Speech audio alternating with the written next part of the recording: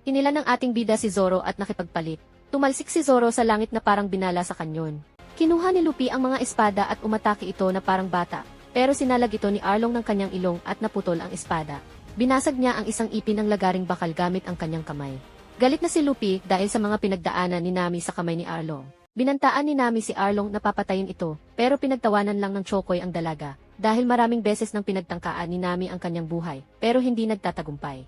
Nakipagnegosasyon si Arlong na hindi niya papatayin ang mga tao, kung babalik si Nami sa kanyang grupo, kaya napaisip ang dalaga dahil nakasalalay sa kanya ang buhay ng lahat, pero pinili pa rin ng navigator na maniwala kay Luffy. At sinabi sa mga tao na lalaban sila hanggang kamatayan na kinatuwa ng mga ito. Nagising na ang ating bida at nagpa-fountain ng tubig, kaya naghanda na sila Sanji at Zoro na si Sanji ang magpapakawala kay Luffy, at si Zoro ang haharap kay Arlong. Tumalon si Sanji sa dagat at nagumpisa ng umatake si Zoro. Mukha naman maayos ang lagay ng ating idiot na bida at nakuha pang hanapin ang pinwheel ni Genzo.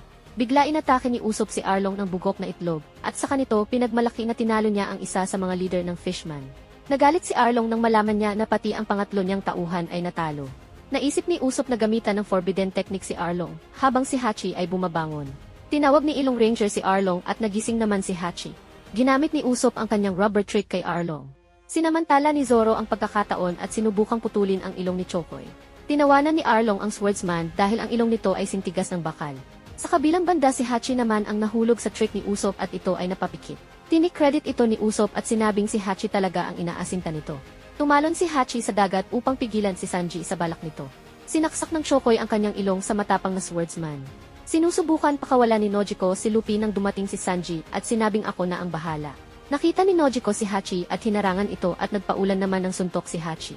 Sinakal ni Arlong ang swordsman at saka pinunit ang mga benda nito at gulat na makita ang lubha ng mga sugat ni Zoro, kaya nagdesisyon ang Chokoy na tapusin na ang paghihirap ng ating bida. Pero humisi lang si Zoro at sinabi na magbubukas ang sugat pag ang tao ay gumalaw. Tinawanan lang ni Arlong ang inakalang nababaliw, kaya sinabi ng ating bida mag-umpisa ng magdasal si Arlong dahil sila ang magwawagi.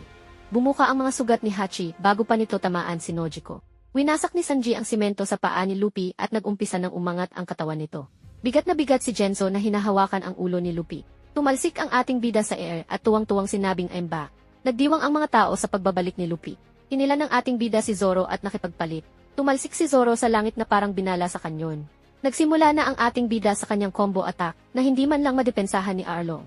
Laglag pa nga ang mga taong nakakasaksi sa ginagawang panggugulpi ni Luffy sa Chokoy, habang ang ating bida ay non-stop pa rin sa pagpapakawala ng atake. Bagsak si Arlong at parang batang tuwang-tuwa si Strawboy. Bumangon ang Chokoy at sinabing yon lang ba ang kaya mo? Sagot ni Luffy na warm up lang yon habang ito ay nag-i-stretching, at ang mga tao naman ay kabado dahil parang walang epekto sa Chokoy ang ginawang atake ng ating bida. Sinubukang kagatin ni Arlong si Strawboy pero nailagan lang ito ni Luffy, kaya inulit-ulit ni Arlong ang pagkagat na paulit-ulit ding nailagan, hanggang sa nahawakan ni Arlong si Luffy at bibigyan ng sure hit. Pero hinila ng ating bida ang kanyang ulo kaya ang poste ang nakagat ng Chokoy, at nagulat ang lahat sa lakas ng panga ni Arlong, dahil nagawa nitong wasakin ang poste, kaya gumuho ang parte ng Arlong Park, at tumakbo palayo si Luffy. Pinagyabang ng Chokoy ang natatanging lakas ng mga fishman. Sinabi ni Arlong ipapakita ko sa iyo kung ano ang pagkakaiba ng lakas natin dalawa. Sagot ni Luffy hindi ako matatalo ng isang Chokoy lang dahil magiging king of the pirates ako.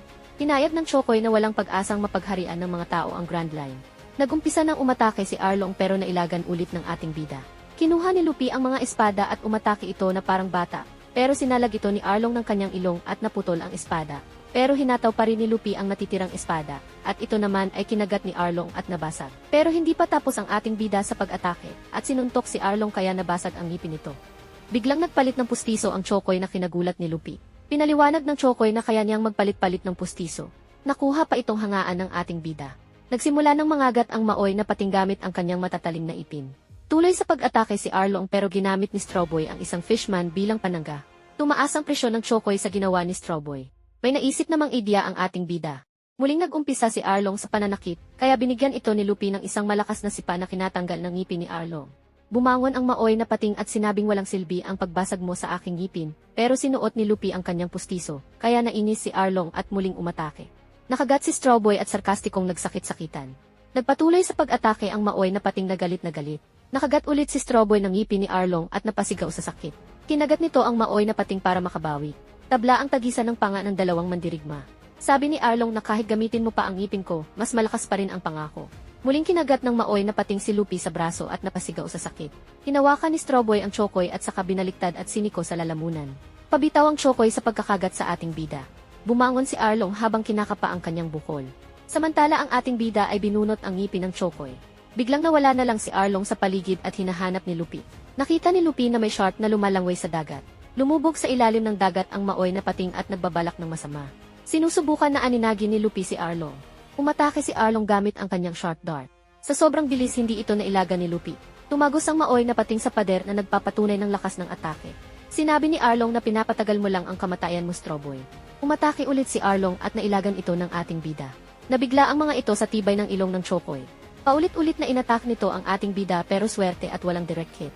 Sinigawan ng mga tao na magtago si Luffy. Pero matigas ang bunbunan ng ating bida at sinabing hindi ako magtatago. Uhulihin ko siya at babaliin ko ang kanyang ilong. Nasa ilalim ng tubig si Arlong at naghahandang umatake. Habang si Strawboy ay kumukuha ng tiyempo. Umatake si Arlong at nagawang sapuhin ng ating bida ang Chokoy.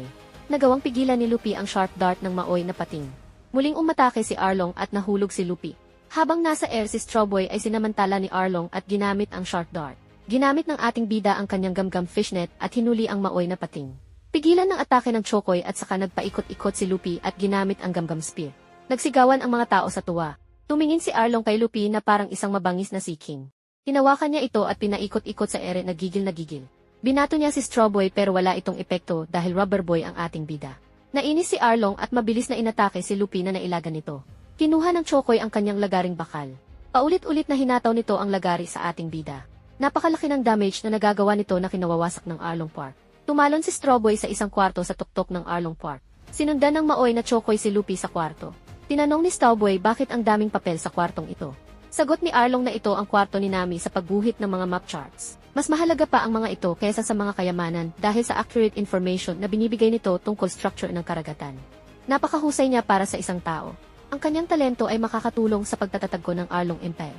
Kaya ikaw na tao ka, hinahadlangan mo ang aking business kay Nami. Sagot ni Luffy na wala akong pakialam dahil si Nami ay aming navigator. Nilapag ni Luffy ang pen na ginagamit ni Nami sa pagguhit. Sa kanito hinawakan ang lagaring bakal ni Arlong. Binasag niya ang isang ipin ng lagaring bakal gamit ang kanyang kamay. Galit na si Luffy dahil sa mga pinagdaanan ni Nami sa kamay ni Arlong. Sinipa nito ang lamesa at nalaglag ito na kinagulat ng mga tao. Inumpisahan niyang wasakin ang mga nilalaman ng kwarto. Kitang-kita ni Nami na nahuhulog ang kanyang mga gamit na nagpapaalala sa kanya ng mga bad memories sa kamay ni Arlong. Tuluyan ng lumuha si Nami habang nagpapasalamat kay Luffy. Galit na kinagat ng Chokoy si Strawboy para pigilan sa ginagawa nito. Hinawakan ni Luffy ang maoy na pating sa ilong at binali ang asset nito. Sinasabi nito ang kwarto na ito ay isang kulungan. Wawasakin ko ang lugar na ito para tuluyan ng makalaya si Nami sa mga kamay mo. Ginamit nito ang kanyang gambam axe at humaba ang hita. Binalik ni Arlong ang kanyang baling ilong sabay ginamit ang kanyang sharp teeth drill at kinagat si Luffy. Sinabayan ni Luffy sa pag-atake at tumama ito sa likod ni Arlong. Sa lakas ng puwersa ng atake ng ating bida, hinalikan ni Arlong ang bawat palapag ng Arlong Park.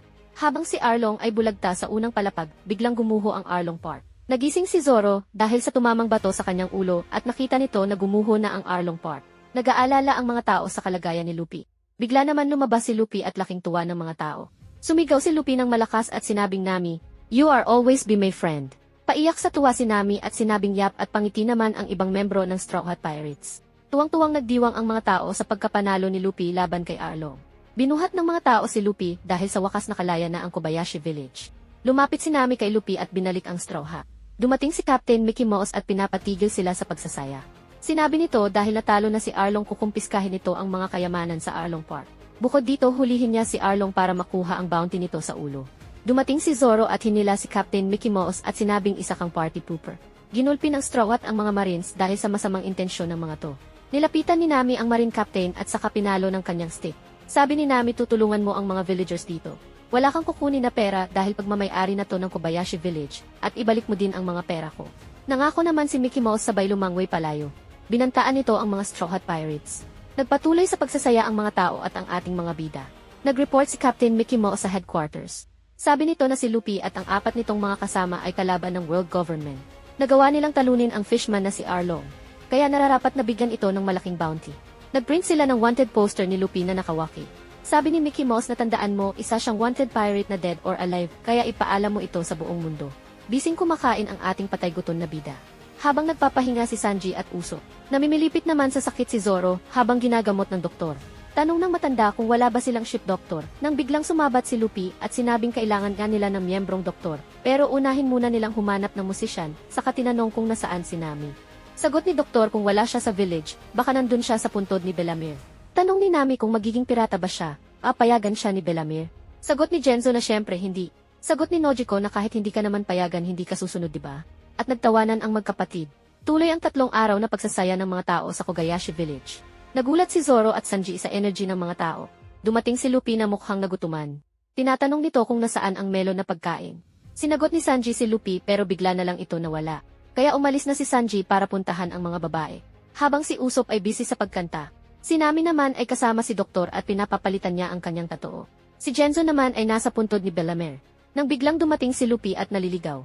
Sinabi ni Genzo huwag kang maingay kaya nagbigay si Luffy ng paggalang sa puntod ni Bellamere.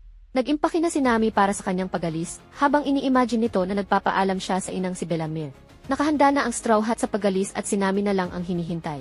Sinabi ni Nojiko na iniwan ni Nami ang kanyang kayamanan para sa Kobayashi Village. Biglang dumating si Nami at sumigaw ng set the sail. Tumakbo ito papunta ng barko at dumaan sa nagsisiksikang mga tao. Ayaw ni Nami ng madramang pagpapaalam kaya niya ginagawa ito.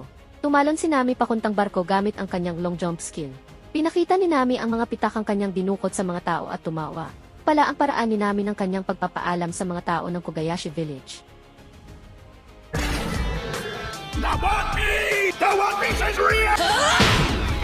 To see more, just press the subscribe button to be notified by YouTube.